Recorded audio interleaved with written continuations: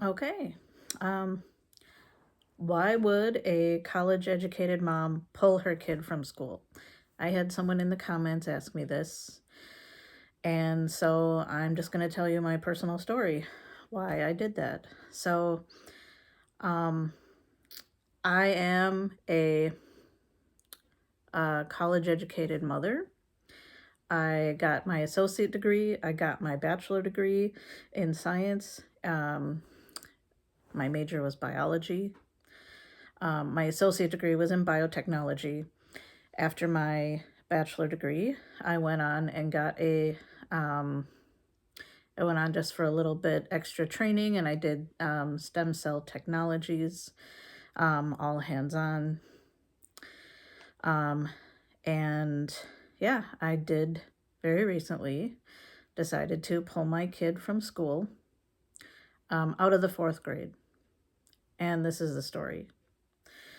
So, um, going all the way back to the beginning, when I was pregnant with my son, I had all these dreams and aspirations of the kind of mom that I was going to be, even the kind of kid that I was going to raise. I was like, my kid's going to be that strong academic kid. And I'm going to be very involved in everything regarding school. I'm going to be, I want to be in the classroom. I want to just be involved. We're going to do all the extracurricular activities. Um, Also, after my son was born, that was when I decided for myself I wanted to go to college. So I had gone through um, massage school. I actually never finished because after high school, I was like, what is the easiest thing I can do that makes the most amount of money? And at their college resource center, I just pulled a brochure for massage and I was like, okay, this is great. And I went to a school there.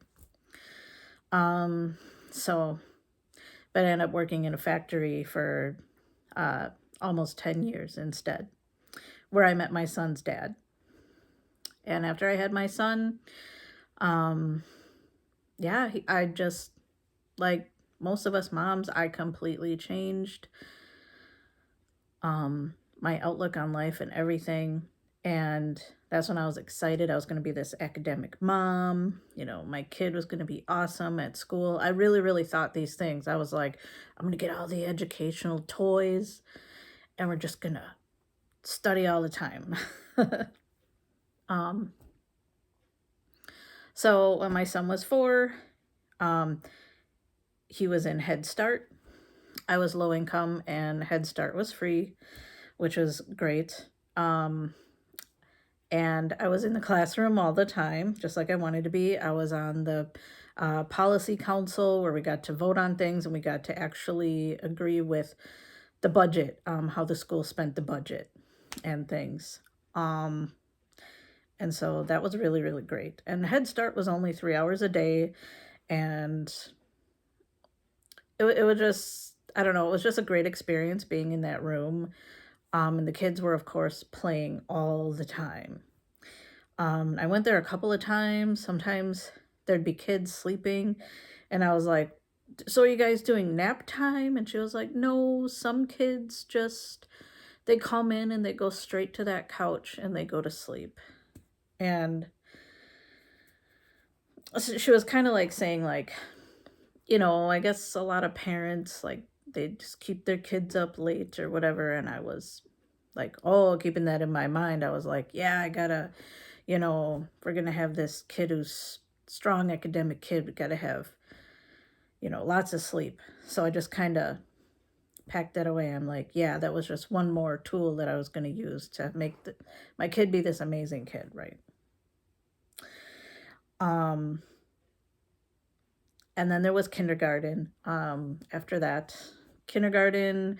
Um, at the time, I was moving a lot. I was still doing my associate degree, and because of my semester schedule and my work schedule, because I was changing jobs a lot, Basically every semester we had to like move, and we were staying with other people.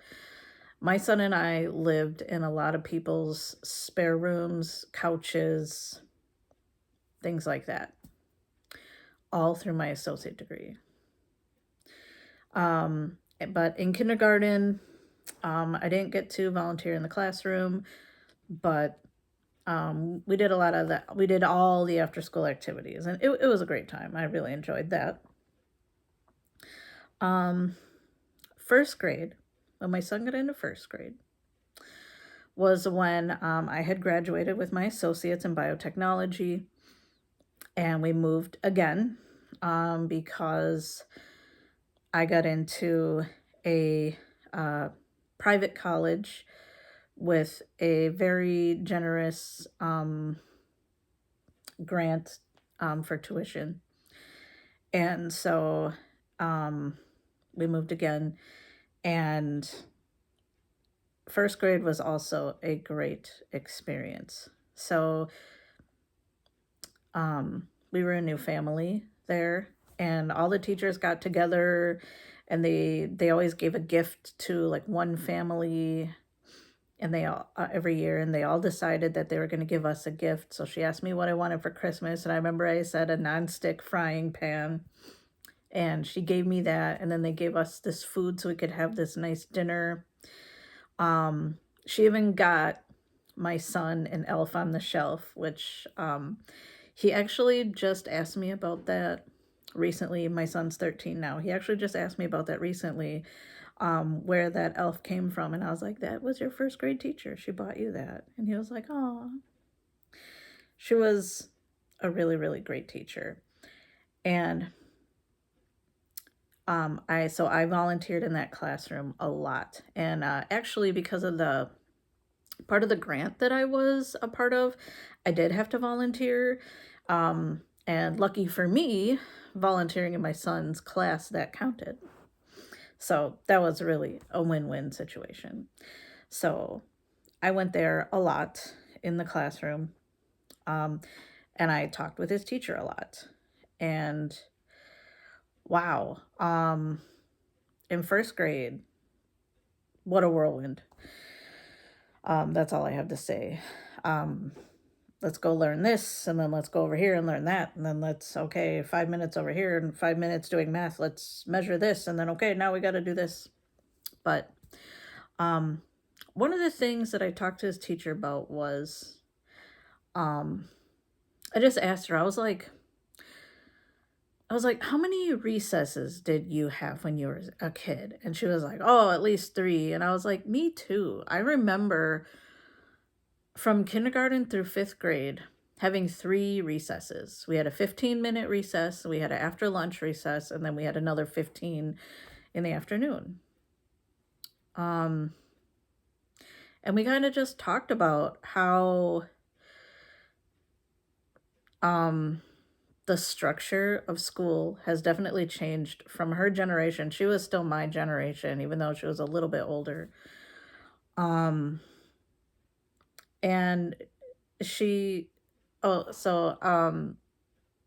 my son in the first grade, they got 1 recess. And that was what sparked this conversation.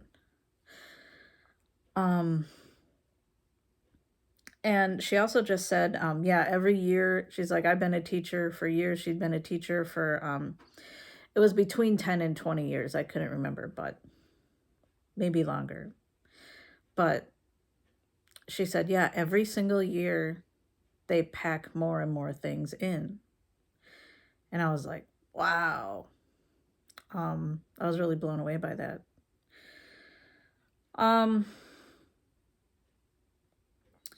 The other thing, I'm reading off my notes. I have a lot of notes. Look at that. It's a whole page of notes. So that was the recess thing. The adding the lessons thing. There was one thing that I witnessed in class that actually like almost made me burst into tears. Like I had to hold my tears back. So teachers have a lot of kids to manage. I get that. And the kids were doing their sitting on the rug time. The teacher was in her chair and she would read, and then she would ask all the kids questions. Kids were blurting stuff out left and right. She was trying to get them to like raise their hand and then, wait to be called on to talk. And like I said, kids are blurting out left and right.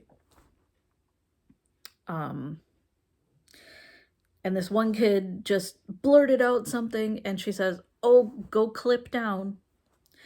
And for those of you who don't know, I don't know, maybe a lot of teachers do this, maybe they don't, but they had clothespins with their name on it, and they had this little, I don't know, they were clipped onto something, and the teacher would tell you to go take your clothespin and either clip up if you did something really good or clip down. And if you got, like, there were like lines, so you had to go one line up or down. And if you got into this like red area or something, you didn't get a piece of gum at the end of the day. The teacher would literally give everybody like a piece of gum at the end of the day. Or you could pick a little toy. She had this box full of like stuff. If you're in the, I don't know, it was like green, yellow, red. But anyway, I just remember the little boy, when he got up, he made this face, this like, that face where you're just like gonna lose it and you're like, his face just to me just read like, I suck, I'm the worst person ever. And like, my heart broke in that moment. I was like, first of all, how absolutely humiliating to have to go and clip down in front of all your classmates. And this was a teacher that I loved, I respected, and I totally get why she had this thing, and it's just so that you can control, sorry, but 25 plus kids in your classroom. That broke my heart.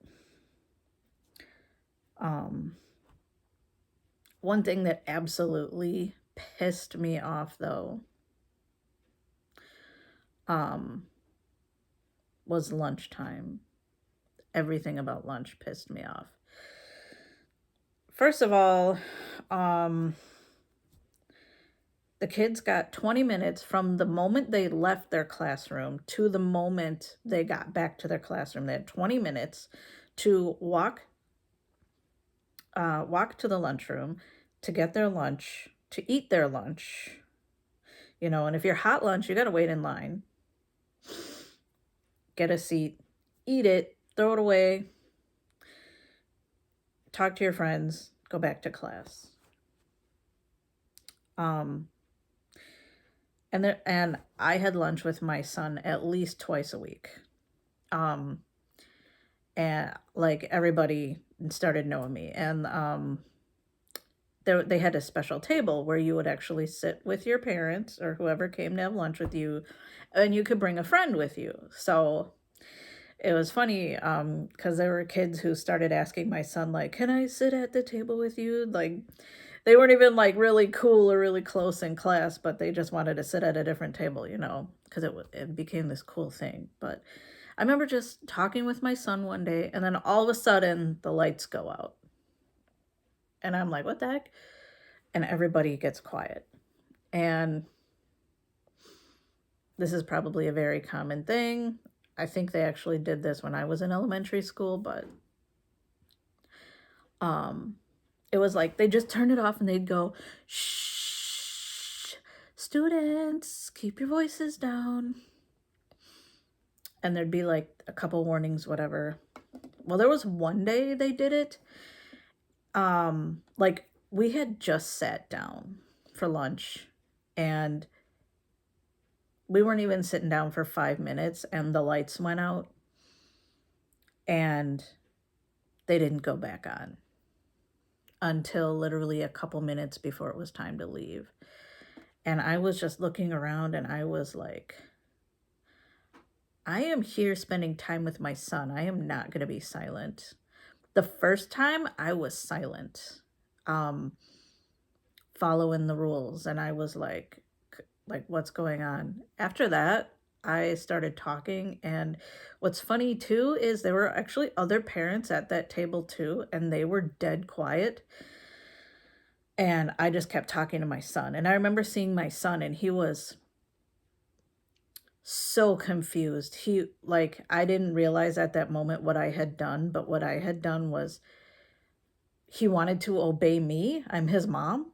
But at the same time, he was absolutely terrified to talk because he didn't want to be reprimanded for talking. And um, it happened a lot, let's just say. And when people do talk to me about socializing in school, I bring this up a lot because honestly, aside from the one recess that they get and the couple of minutes that they have when you're dropped off in the morning or when you're waiting to be picked up, that is the only socializing that goes on. Otherwise, you have to sneak it through. There's no time in the classroom to sit and talk. No, you're guided here and there and everywhere. It's sit down, shut up, only talk if I'm talking to you kind of thing. And just seeing the joy that the kids get to be talked to, like little kids, they're always so excited to answer because it's like, wow, I'm being talked to, like I'm being asked a question by this adult and I'm so excited to share. And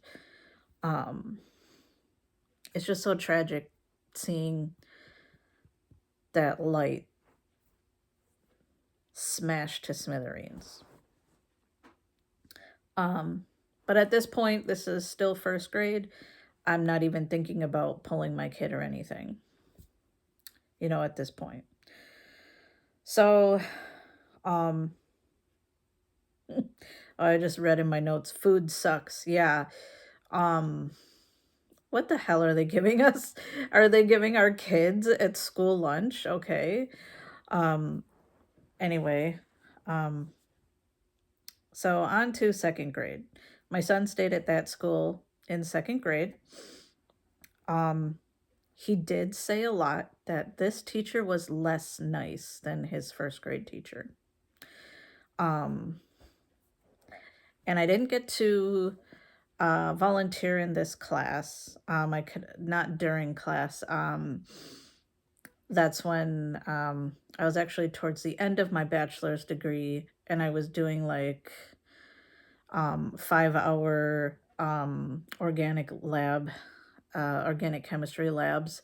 So yeah, there was no time. But we did all the after school stuff.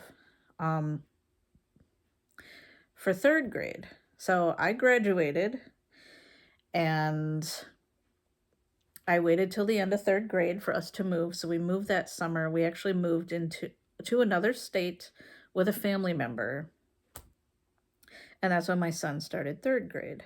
And there was one thing that happened there that just rubbed me the wrong way. My son came home from school one day and he said that his teacher made him stay inside from recess and made him sit on the floor, on the carpet on the floor, because he had been too fidgety in class. So I actually wrote a handwritten note to the teacher. He wrote me back and he said, no, I didn't do that. My letter to him was like, yeah, my son told me that you did this. I just wanted to let you know that I think that basically that's counterintuitive. Like if he's fidgety in class, why not let him go outside and run around? Maybe he'll be less fidgety in class then after that. But the teacher denied it. He denied doing that. And I remember saying, I can't remember exactly what I said to my son, but I was like, so I didn't say, "Oh, your teacher said he didn't do that." I was like, "So tell me again what happened." Um, I was like, "Were you the only one?" He's like, "No, there was one other kid there too." And I was like, "Okay." And I was like, "This was during recess?" And he was like, "Yeah, I didn't get to go outside." And I remember just thinking, like, what the hell to this teacher? Um, and I just remember being like so mad at that, but I also can't remember exactly how I addressed it after that. I think I just let it go because at the time the family member that I was living with was going through a divorce and we were like, okay, we need to get out of here. Like things were getting ugly. So we moved back home to our home state and lived with a friend. And at that time, that's when I got my first biomanufacturing job, um, which was a really, really cool job.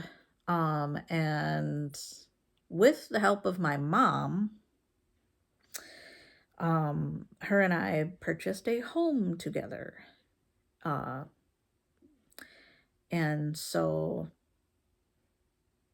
this was literally a month after COVID hit. So my son's finishing up third grade now in another state. There was like 4 weeks, 4 months left of school. He was at that school for a couple of months. I, yeah, I remember being there. I remember going and having lunch with him a few times, and I don't remember because I worked Monday through Friday. I don't know, maybe just days off or something like that. So I was there. I loved his teacher. I loved his school. I was still all about the school at this point. COVID hit. Um,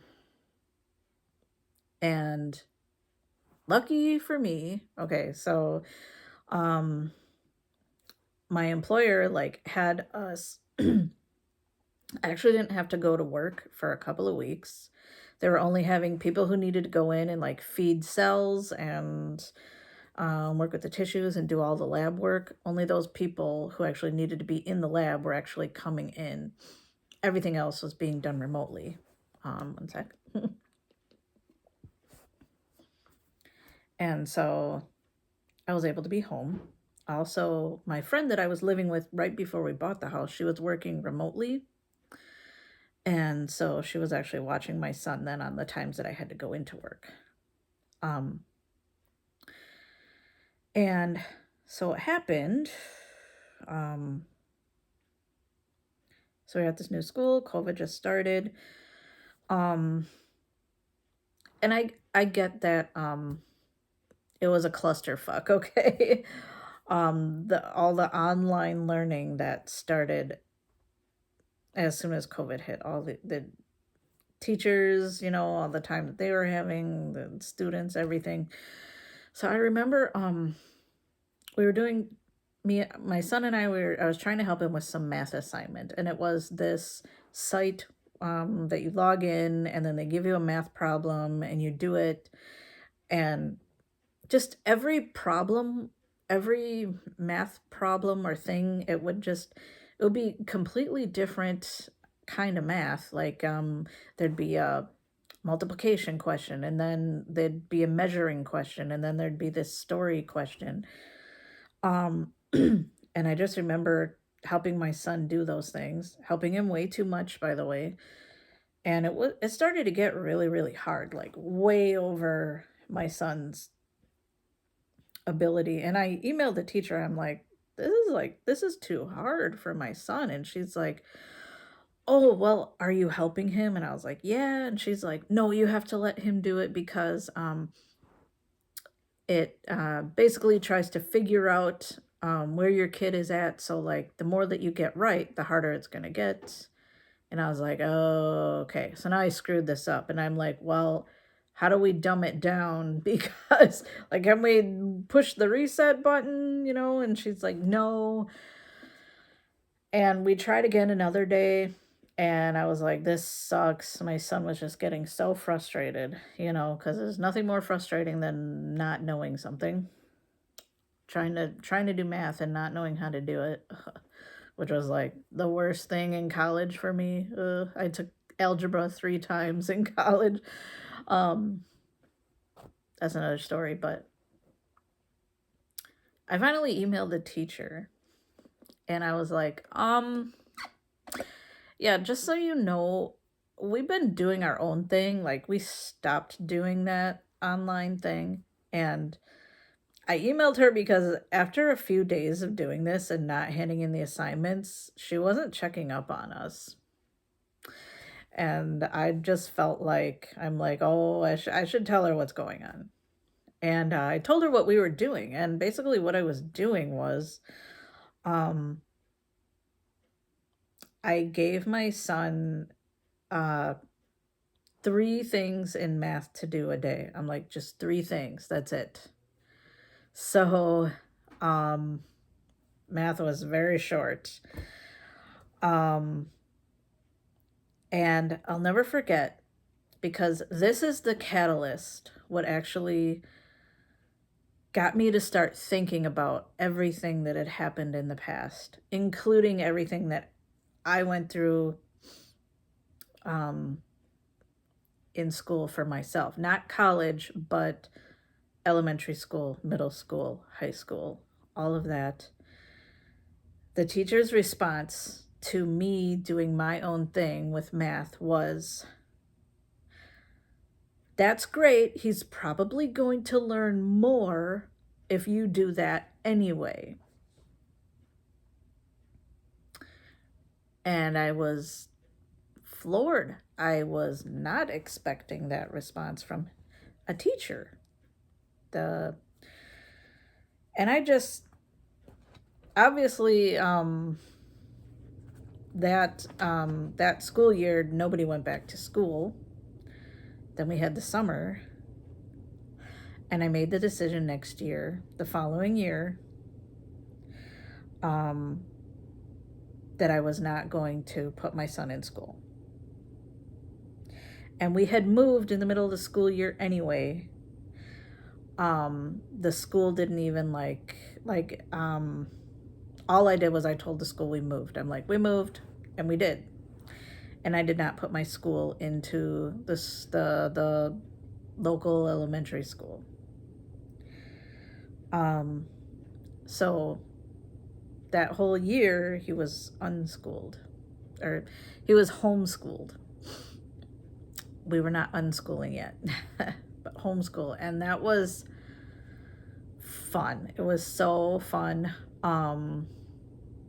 because we got this giant whiteboard, and we did all the things on there, and then after each lesson, I just let him go crazy and draw whatever he wanted, because, who doesn't want free range of the classroom after hours, I remember that. And we had like a downstairs like den area in the house, and I made that the classroom, and it was really, really fun. And his friends would come over and they would just play with all of the stuff that we got. I went to this rummage sale and it ended up being a retired school teacher, and I bought like so much of her stuff. It was really, really great. And I was like, we're gonna do like more stuff that's important for life too. And so like we really focused on cooking, just things like that. And I did notice though that my son he was a lot like me, like where he just really sucked at math. Because it's like once you get past multiplication and division and things like that, I think that the concepts and things, they do get a little tough. And so what I did, I just set him up with Khan Academy, and I was like, look, we'll do Khan Academy. And like at that point, um, I was having him do like the end of, they have like little tests at the end of the section. So we were doing that. And that was going pretty well. He actually really liked it because I actually, I had him do a small amount because the thing was, I didn't want him to hate math. I wanted him to learn math, but I didn't want him to just hate it so that he wouldn't want to do it. I knew that he was going to just lose focus if he started hating it. And so, what ended up happening is, things got really, really heated between me and my mom regarding something to do with my son. And we decided to part ways, and there's no way either of us could have afforded the house by ourselves, so we decided to sell. And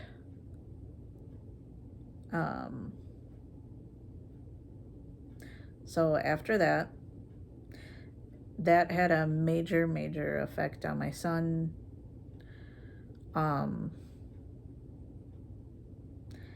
He wasn't the same kid after that. I tried moving out of state again. I moved to a different state. That ended up being a pretty horrible experience, and I ended up literally running back. I was gone for 3 days, and I ended up literally running back and stayed with my son's dad for a little while, and then another friend who had a 2-bedroom house let me move in with her. And I had some trouble finding some jobs. I guess just because my field, it's harder to find second shift work. So I wasn't having luck. And at this point, I was being contacted by a lot of recruiters for different science jobs. And I was peer pressured by my friends to put my son back into school. They really bared down on me and were like, you're ruining your kid's life. What are you doing? You need to work. You need to work and provide for your kid. And I was like, okay, you're right, and decided to put my son back to school. And I put him back into school where I was living with my friend, because it was a very nice area, and I was like, I could see us staying here for a while. So I put him in that school. I mean, versus like where his dad was living. So, and I got a job also, a 9 to 5, at a medical device company / pharmaceutical company, working in the quality department. So, we toured a school because there was essentially 2 options for the elementary school, and my son was going into 4th grade at this time. And 5th grade, sorry. My son was going into 5th grade at this time. And there was a school that he liked better. So we actually had to do open enrollment. And we got accepted because they had available spots in the 5th grade. So I went there, I talked to the teacher. Oh, she was so awesome. And I said, well, just so you know, we actually just kind of like went through a thing with family, and he's got some issues now. And one of his issues was he couldn't go to the bathroom with the door shut. It scared him to death. And I had tried lots of things to help him get over this, but it hadn't even gotten to the point where he could do it at home yet. We tried, and he just wasn't comfortable with doing it at home yet. So in public or outside of home wasn't even happening. Wherever we went, I'd have to stand by the door, and he would come in to the women's with me, take a stall or whatever. He was okay with that, as long as there was a gap underneath the door. Because he was afraid of being locked in. That's his thing. So, well, the second day of school. Oh yeah, so the solution to there basically was no issue with that, because the school had their entrances into the bathrooms were like kind of how you go around the corner. They didn't have doors. It was like you had to walk around the wall to get in. So you couldn't see in, but there was no door. So I was like, "Oh, that's great. No doors to deal with." And he was like, "Oh, thank God."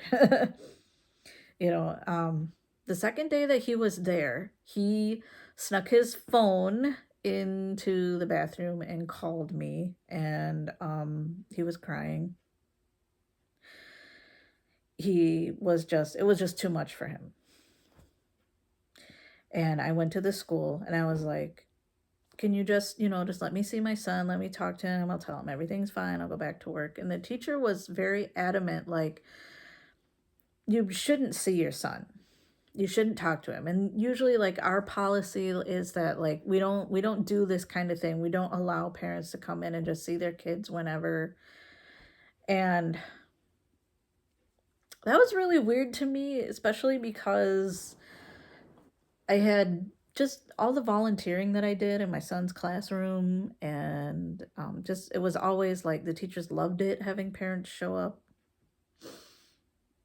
And I was just like, okay, like, I trusted her.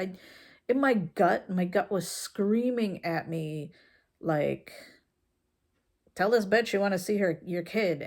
But I was just like, okay, it's your policy, I get it. And when I picked up my son later, he was like, "Oh, I was fine." He's like, "After I had lunch, I was fine." He's like, "Sorry for calling. I was just really upset, and I missed you, and I was um just really feeling like overwhelmed." Um and I was like, "Okay, okay." Um and I had to have him in this after school program too. Um because Obviously, because I didn't get off of work till like later. So he was in this after school program. And I remember he texted me one time from the bathroom again. He wasn't sad or anything. He was just talking about how he was like the oldest kid there because he was in fifth grade and everybody else was like a kindergartner.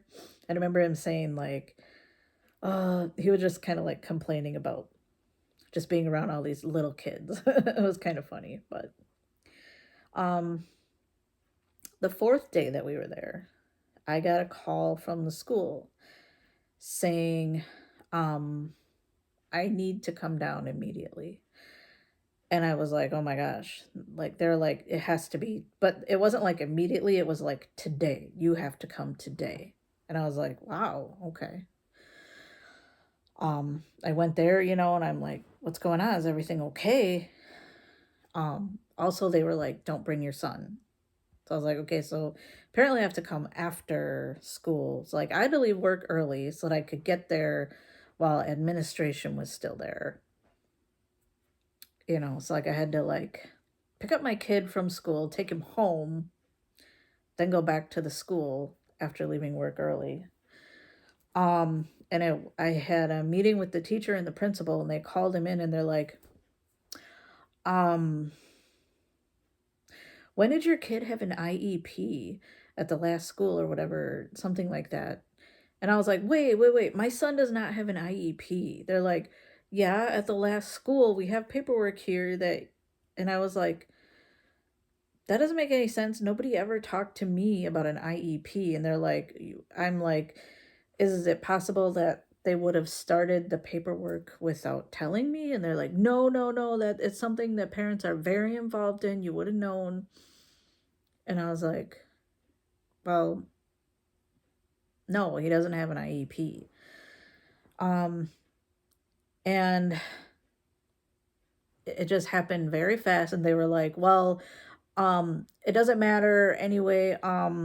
Your kid is like so behind that we would we wouldn't keep him in fourth. We'd actually put him in third and maybe in fourth grade. And I'd even consider putting him in third grade because he's so far behind in math. And they're like, but we don't have any spots in those classes, so he can't come here anymore. And I was like, then what the heck do I do? I was like, first I was like, are you kicking my kid out of school? And I guess, yeah, because he was open enrolled, so I guess they can take it back, the open enrollment. And I was like, well, I had just got this new job. My son and I had both started on Monday of that week, and now it's Thursday, and they're like, your son can't come here. And I'm like right away in my head, I'm like, hey, I just lost my job. Um, so I started bawling right in the meeting, grabbed up all my shit and left. Um, Called my recruiter right away, and I'm like, I can't go to work until I find another school for my kid to go in. They were like, well, we'll send all the paperwork to the other elementary school, the one that he is zoned for or whatever. And it takes about 2 weeks. So I'm like, maybe I can come back probably in about 2 weeks. And um the recruiter was pissed at me, because obviously, recruiters vouch for you to get a job. And because now I had to miss these 2 weeks, that made him look bad. And so it was like, okay, um,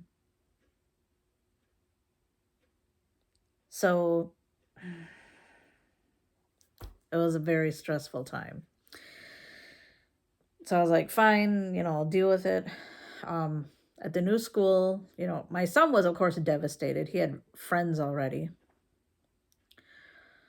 Um, the really funny thing is too, so he had Snapchat because our friend from when we had the house, his friend, they had Snapchat. And so I let him have Snapchat so he could talk to them. And he talked to a couple of cousins too on that.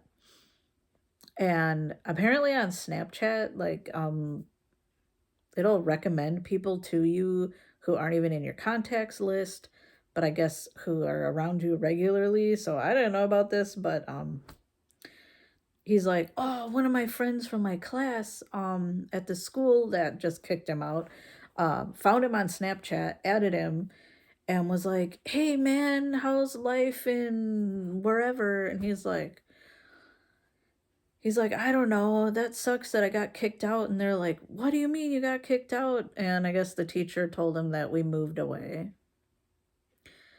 told the whole class that he wasn't going to be in class anymore because they moved away. So, and I was like, wow. So my son, before he starts at this new school, I had a meeting.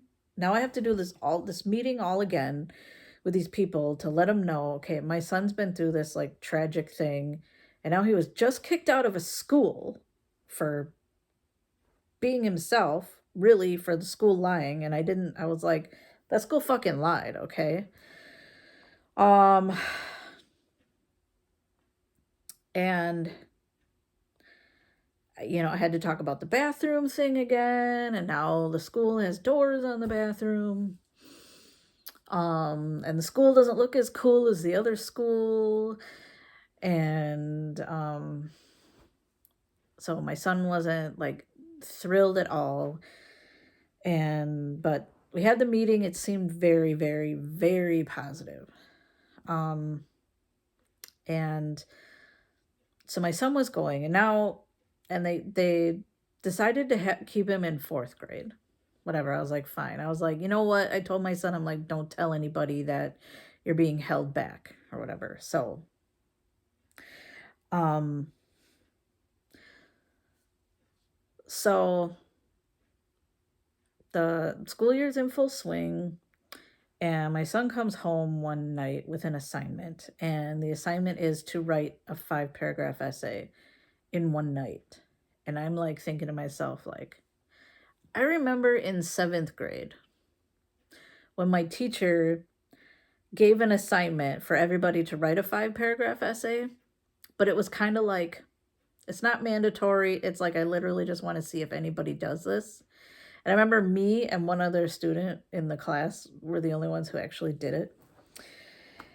And, but anyways, so my son, the 5th grader slash 4th grader, whatever, I was like, why is he coming home having to do a 5 paragraph essay? I'm like, what if we had plans tonight, you know? And that's when I really started, like, just thinking, like, they get so much homework, man. And I'm like, I want to hang out with my kid. When I get home from work, I want to hang out with my kid. I want to go to the park. I want us to make dinner together, eat dinner. I want to watch a show together. I don't want to do homework with my kid. Like, I just got done with college, man. Can we be done with homework? Like, um, but anyway, so I messaged a teacher. I was like, why are you assigning a 5 paragraph essay in one night? And her reply was, well, your son chose to use his class time to not do the assignment, not work on his paragraphs in class. And her tone angered me. And her tone was crystal clear through that email. Crystal clear.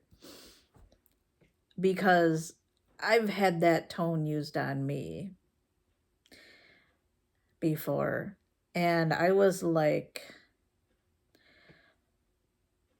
right away, you know, I know my kid. And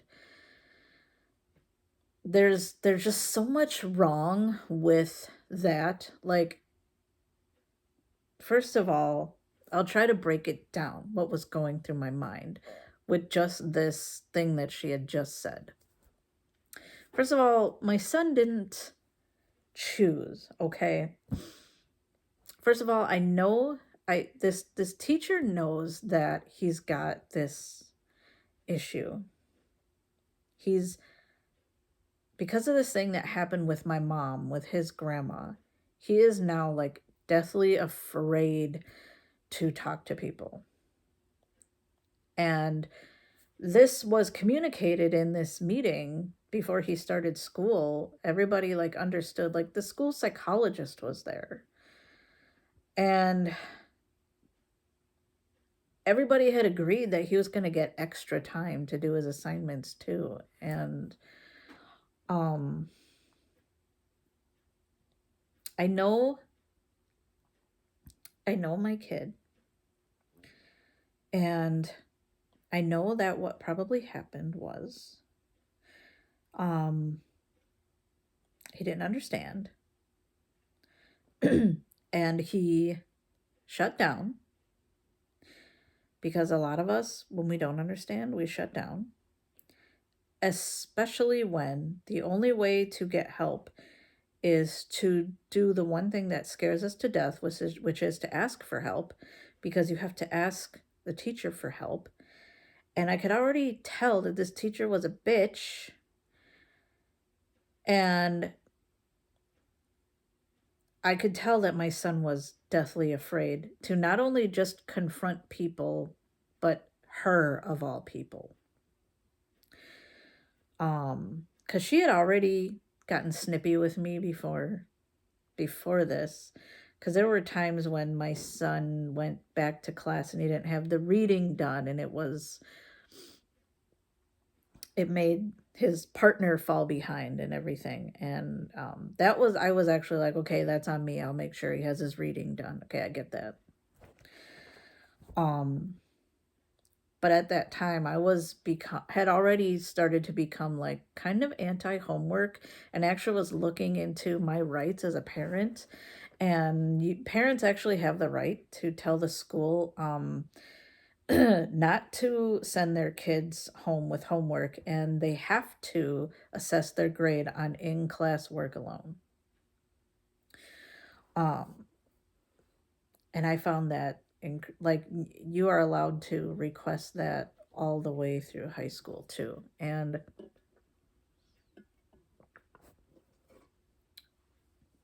I was about to, like use this reverse Uno card on them, but uh not yet. And I just emailed her back and I was like, I told her basically all of this. I was like, my son just needs extra help. She got so snippy with me. I emailed the principal and was like, dude, my kid needs a new teacher. Like, this is bad for his mental health. Bad. Um, my, at this point, so even after the whole essay thing, my son was still coming home and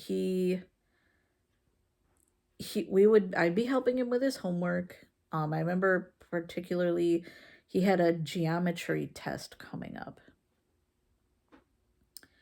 And where he had to know all the names of everything.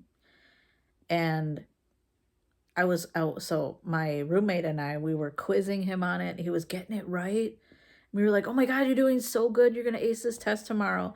And he was still crying and saying, my teacher's going to be mad at me. My teacher's going to be mad at me. And I was like, for what, honey? For what? Like, he's like, I don't know. She's just going to be mad at me. She's always mad at me. And I was like, that was when I emailed the principal and I was like, can we get a new teacher? I was like, this isn't working out. And his response was, well, let's just finish the rest of the year. And this was like March at this point. And I was like, no. I was like, it's not what I wanted to hear. So, it was only a couple of days after that we were rushing around. I woke up my son. I was like, getting on his ass, like, get ready, gotta get dressed, get your shoes on, It's the Midwest. There was still snow on the ground. It was still cold. Gotta get your shoes on. They had to, like, I don't know, bring snow pants or something. And I'm like, come on, get bundled up, get your stuff on. And he just broke down in tears. Like, I mean, not just the sniffles, just he was wailing. And he said, please don't do this to me. And it was the most guttural cry for help.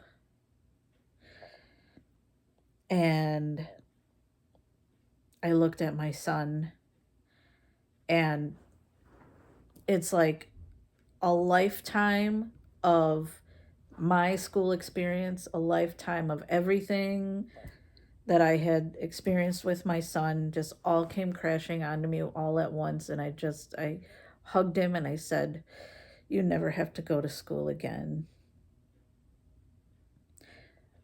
And I told him, take your stuff off.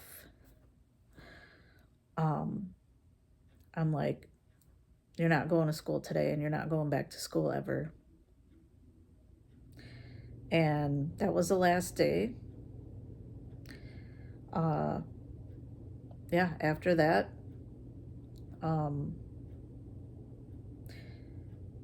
my son never went back to school.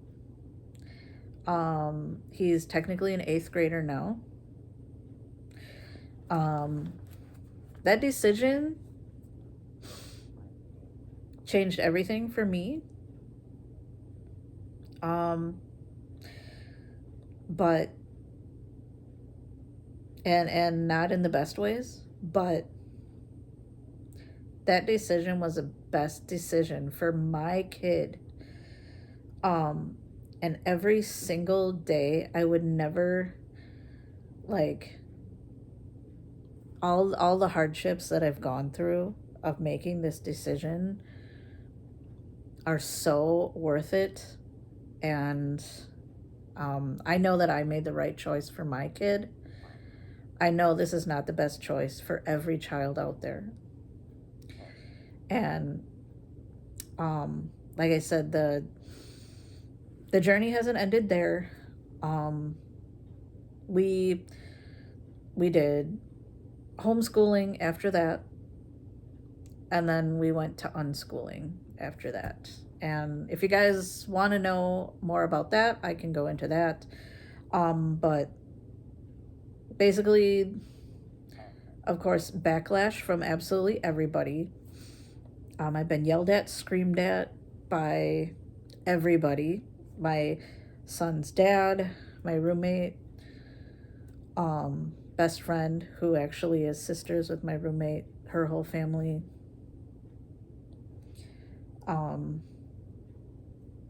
My family, my mom, the little relationship that we have. Um, Other people who are barely in our lives are just absolutely appalled by this decision. I think the thing that hurt the absolute most was telling my best friend this, explaining everything to her, and just trying to let her know that, like, I didn't just wake up one day and was like, oh, fuck school, I'm gonna pull my kid out, this sucks. I was like, this was not even purely emotional, by the way, because I'm a trained scientist. I know how the scientific method works. I don't make decisions unless there is plenty of data to support it, unless there's plenty of evidence supporting a hypothesis. That's why I say this is not a one size fits all situation, not by any means. Like I said, when I was pregnant, I was like, we're going to be this amazing academic family. But it just certainly didn't turn out that way. And I learned so much through being a present parent for my kid, for putting my kid's mental health first. And my son tells me almost every single day that he is so lucky that I'm his mom. He's like, and he has lots of friends, and they're very, very jealous of his life, which I get. Nobody wants to go to school. Even the kids that want to go to school don't want to go to school. But it's just too bad that we're so indoctrinated into it that we can't have a decent conversation without completely ostracizing the other person. Even my best friend, who also has a bachelor's in biology and who went on to get her PhD, even her, she still wouldn't listen to all the data that I brought up to her, all the evidence, all of the research that I had done. Because part of it for me was, will he have to go get his GED? Can I give him a high school diploma? Will he have college options if I pull him out of school? All of that went into my thinking. Because but everybody, even after everything that I've said, everyone will still overlook that and say I just made an emotional decision to pull him, and it's all based on my own emotional needs. And I'm, ruining his life. And it has nothing to do with anything that I just said in the past exactly 1 hour just now. So that's my story. If anybody wants to hear anything else, like our journey from homeschooling to unschooling, if anybody wants to know anything else, I'll answer that. Otherwise, I'm going to be probably getting into other stuff in other videos. Because I am the new woo mom, I had a spiritual awakening January 2024. So going on a year now, and I'm on this incredible journey, and it's totally changed my life and the way that I see things. And I really realized that all through my life it's been leading up to this, and I've I've always been a black sheep too, and I've never just done things one way, and I question everything, absolutely everything. And I feel like I try my best to do what's right for that situation. I hate the one size fits all thing. I hate it. Anyways, that's the story. This video is quite long enough. And whoever's still here listening, thank you so much. Thank you so much for being here. Talk to y'all later.